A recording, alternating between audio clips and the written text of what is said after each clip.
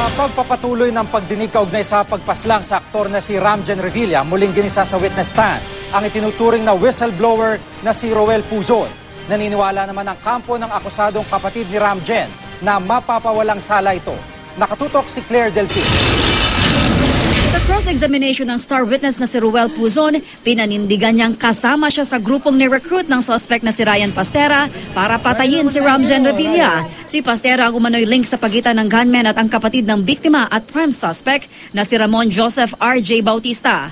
October 12 daw ang original na schedule para patayin ng aktor pero di ito natuloy. Nagkasakit daw si Puzon sa araw ng pagpatay kay Ramjen noong October 28, kaya wala raw siyang alam sa mga nangyari sa araw na yun. Nalaman na lang daw niya ang pagkamatay ni Ramjen sa TV kinabukasan. Sa tanong kung nabigyan siya ng reward money, sinabi niyang hindi. Pero tumanggap daw siya ng 15,000 pesos na pamasko mula sa hepe ng Parañaque Police.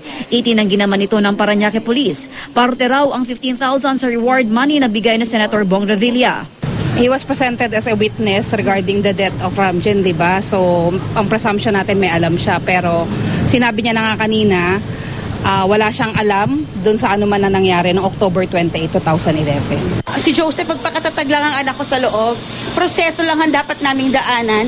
Pero salamat sa Panginoon dahil dito namin may ipapakita na inosente kami ng aking mga anak at mahal namin si Ramjen. Tumangging magsalita sa harap ng kamera ang prosecutor na si Attorney Apolinar Catulio Jr. Pero anya, di raw dapat magpakakampante ang kampo ni na RJ.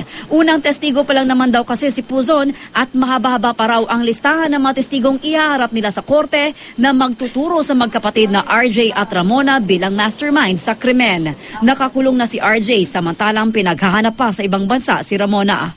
Claire Delfin, Nakatutok, 24 Oras.